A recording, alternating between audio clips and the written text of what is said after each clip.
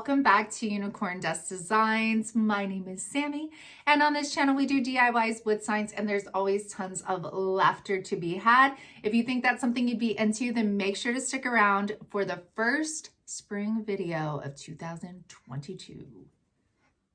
So first up are these beautiful candlesticks. Well, they ain't so beautiful. We're going to make them beautiful. They were $2.99 each from Savers. Y'all go check out your thrift stores. Do not be scared because I find candlesticks all the time for such a great deal. So I'm just cleaning these up with a baby wipe, making sure all of the oils, dirt, all of that stuff is off before we start painting. I am going to grab my DIY paints in the color Apothecary. I get this from Bree at upcycledbybrie.com. I'll leave the link down below if you want to check out these paints. Now, these paints are clay based, and what I love about that is that they are truly a matte paint. I love it. And to be honest, most of the time they only take about one coat to cover. So for example, these candlesticks, all I did was do one coat on there and that was it. I applied it with my chip brush. I personally like using the chip brush because I am able to get in all the nooks and crannies of the fine details that are in these candlesticks. So I'm going to tilt one over to the side just so you could get a better idea of what I'm talking about here. And you'll see as I'm going down, I could kind of like stipple in on all of those little details just to make sure that I'm covering everything. And it turns out so beautiful, and it dries down to be a little lighter than when it's wet. So now I'm going to take the DIY white wax. The difference between this and Waverly is going to be more of like a liquid consistency, whereas the DIY wax is more like buttery texture, fluffy, and you don't have to like wipe it with the towel afterwards because it's not liquidy.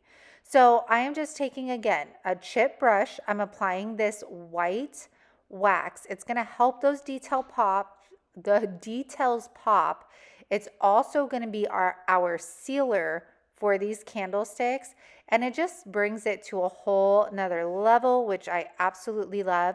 And I will show you a quick clip of just a little bit of the difference you see. So the one on the left has no wax on it, and then the one on the right does.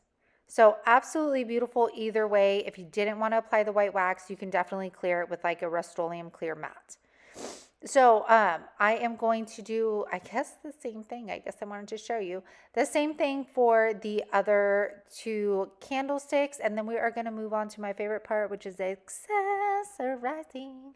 All right, for these, I am just taking Spanish moss. You are going to see Spanish moss up in this video like the entire time, okay? So grab like 2 bags of it. So I am just forming my own little nest. As you can see, I'm manipulating the sides.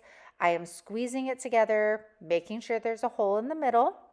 Next, I take this bird from Dollar General. After summer, these went 50% off, so they were only 50 cents. Regular price is only $1. So they're already getting their spring stuff out. So go grab you some of these. They're super, super lightweight. They're plastic, I guess. So anywho, painting the bird plaster. Then I'm going to dust the lightest coat of antique wax over it just to bring out the details of all of the feathers, the beak, the eyes. I want all those details to pop out again. So for this one, I'm just going to plop that right on top of our nest. And then we're going to do one more. Now, keep in mind, I'm not gluing any of this stuff to my candlesticks. So if you have kiddos or something, make sure these little candlesticks are somewhere where they don't get touched because I wanted to obviously reuse them. So I make another nest, put some eggs from Hobby Lobby on here, decorate one more of them, and you guys check out how stunning these are. I seriously had all intentions of putting these in my booth, but there is no way after seeing how they came out and the accessories I put on them, I'm selling them. These are staying in my home. 100%. I think they're beautiful. Let me know what you think of this inspiration. So, you guys, are you ready for spring? Because I am in spring. Spring is in my heart, it's in my mind. It's one of my favorite times here in Kansas, besides seeing the leaves change in fall. But spring is like my happy medium of like the perfect temperature of weather. The bugs aren't out. Yeah, you got, and of course the decor. That's what we're here for, right? But this is going to be our first new spring DIY video of 2022. That is what we are going to be focusing on for this month, maybe 2 months, not sure. I'll see what you guys are thinking about these videos. And you guys, you know the drill. If you're digging your girl, if you're digging the DIYs, if you are digging this channel, then make sure you like, make sure you subscribe. Feel free to share too. I mean, I would not be mad about that. And I hope you guys have an amazing day. Thank you guys so much for being here and for always supporting me and my videos. We absolutely appreciate it here in the Veltri household. And with that said, you guys, let's go ahead and get into the rest of these spring DIYs. Next is this beautiful strainer. Can you tell I was trying to get through some of my thrifting stuff? And I'm taking cake batter by DIY. I am going to do 2 coats on this metal surface here. And again, clay-based paint dries beautifully. I'm going to show you as I'm drying it down. The paint always looks a little bit darker when it's wet, and then it dries down to be a lot lighter. So you could see how my color is changing, and it just looks so matte and chalky, like, oh, I love it. So after 2 coats, I'm going to dip into that white wax again with my chip brush. And just a little advice, whatever brush I use for my white wax, I just keep it in a Ziploc baggie, and then I'll bring it out again next time, and it's already, you know, damp with the wax, and yeah. Just a little tip.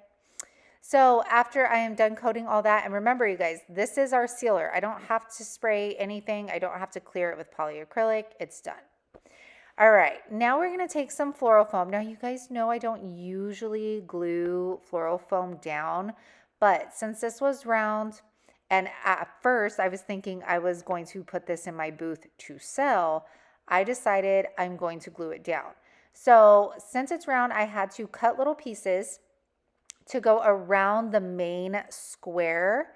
Now after this, we see the Spanish moss once again. This I don't glue in, because if y'all have been to a thrift store and bought like florals that this stuff is glued in, it's horrendous trying to get it off. So at least this way, if I did end up selling it later, they can just take it off and redo it if they wanted to. So I put some of the reindeer moss in there. I'm taking some scraps of greenery. These are some lavender pieces, I think from Walmart picks last year. And next, I'm going to grab some of the new Dollar Tree florals. At least they were new to me. Oh, no, sorry. I'm taking this bird. Also got it at the thrift store, and it was, I think, $1.99. And it fit perfectly. All right, now I'm going to take those florals. So I am just going to stuff a bunch of these in. I wanted it to look super full and vibrant.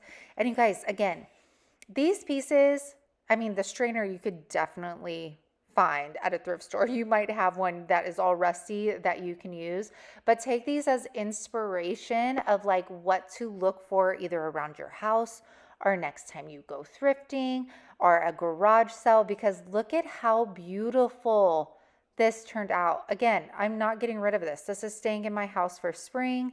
I love the vibe of this. I love the vibrancy of the florals as well. All right, another thrifted piece. This was $3.50 at a local thrift store. It was definitely handmade for sure, and it's been sitting in my basement for a very long time.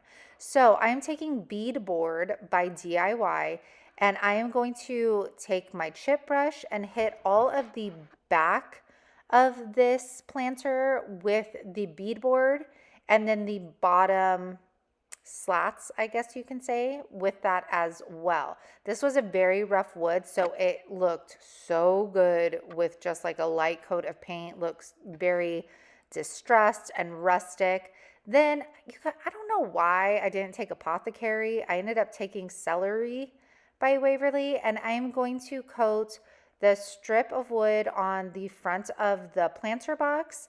And then I'm also going to do the birdhouse in this. I just wanted some contrasting colors. Like I just wanted that birdhouse to pop even more, even though it's like popping right out at you, but you guys are picking up what I'm putting down. All right, next we're gonna take some more of that floral foam. Again, hot gluing it because I had every intentions of selling these, but maybe next year. And then I am going to place that into our planter. Take some more of the Spanish moss. You guys, do you see the repetition here? Okay. So more of this Spanish moss.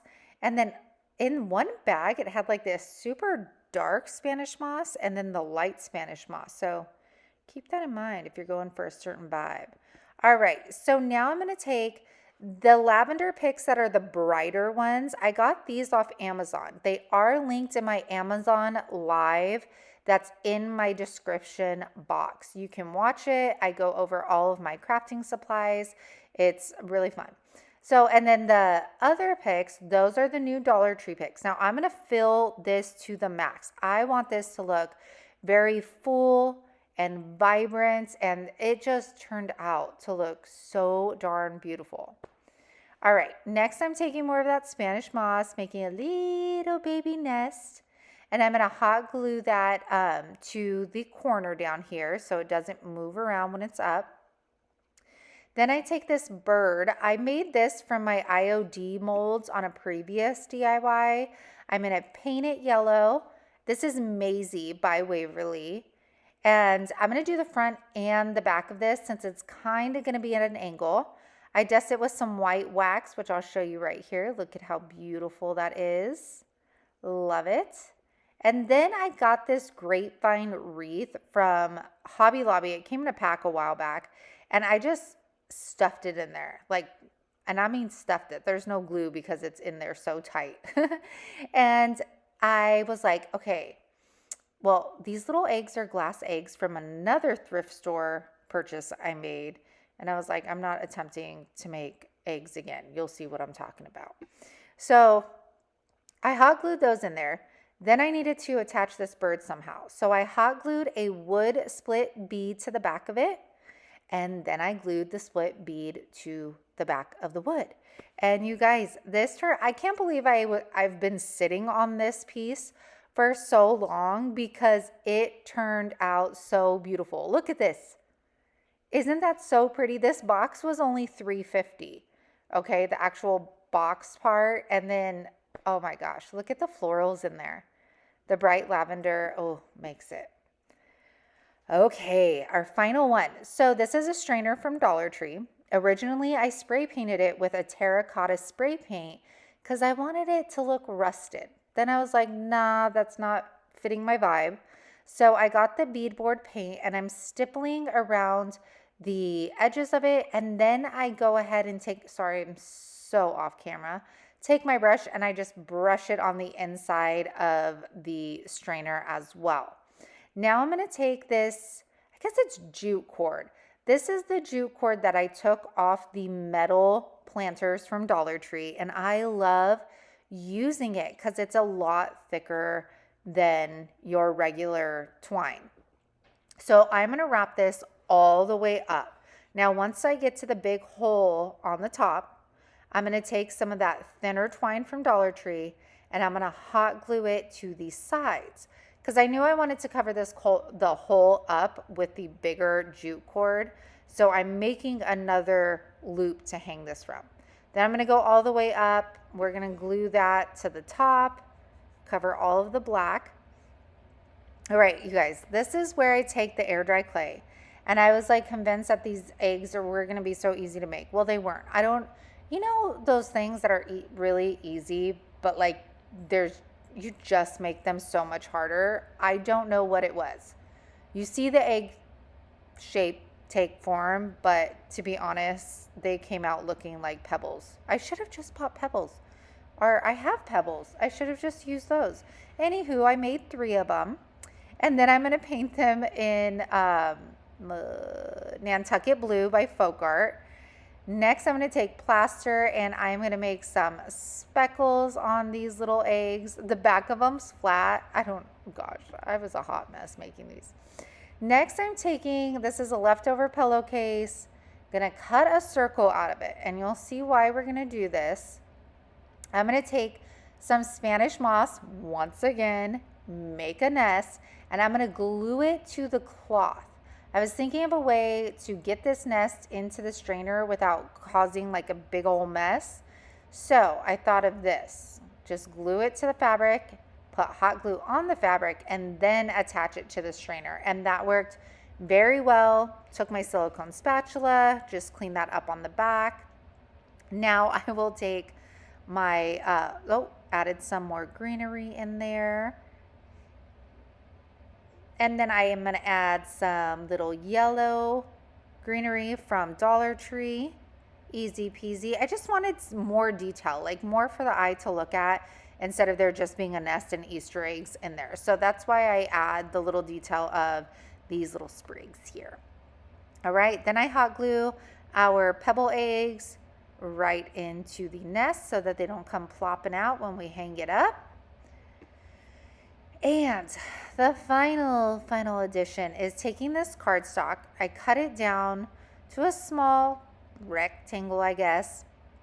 I grabbed some antique wax, and at first I started stippling it on and then realized I grabbed a little bit more of it and started hitting the edges pretty hard. And then I started kind of blending it so that it was darker on the outside and then went lighter on the inside. Once it dried, I took it in my hand, I crumpled it up. I wanted it to look old and worn. And next I will grab these beautiful stamps from Dollar Tree. If you guys find these, pick them up.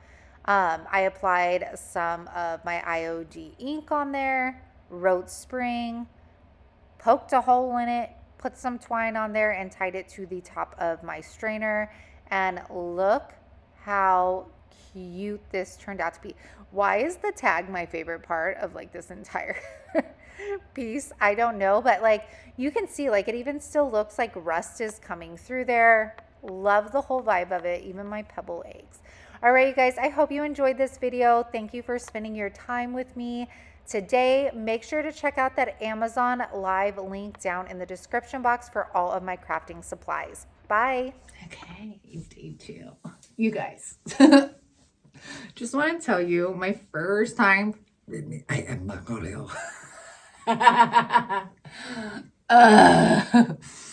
Are you know Ace Ventura Pet Detective? Like the second one, When Nature Calls. I think that's the second one. The rhino. You know, you guys. Okay. Anywho, my story, real talk. So I've never ordered Shein before. And my girlfriend Christy from Christy Creates, she orders there all the time. She says her kids do. And she really likes the stuff. Like you just have to read like the measurements and all that. So I was like, you know what? Like maternity clothes are expensive. I'm going to go on there and I'm going to purchase maternity clothes. Well, I didn't measure or anything like that myself because I'm like, that's really hard to measure because everybody's pregnancy bellies or whatever. I didn't measure. And so I ordered, and I ordered a lot of pieces. This is legit the only thing I kept from the entire order. I think there were like 20 pieces, no joke. And everything was like, I'm 5'9", 5'10"-ish, and like on a good, average day, I'm like 160 pounds when I'm not pregnant. And with my belly, these clothes were like, they were for pregnant people that were 5'6" and like 110 pounds. It was redunculous. Like the maternity shirts were like up to my waist. The pants wouldn't even fit my thighs. And I was like, it's like, I'll try again after I'm done being pregnant. But maternity clothes on there. Okay, let's get into this. Okay. Hi there, ho there. Welcome back to Unicorn Dust Designs. My name is Sammy, and on this channel, we do crafts, we do wood signs, and let me tell you, there's always tons of laughter. And then there would be that like, bing. Okay.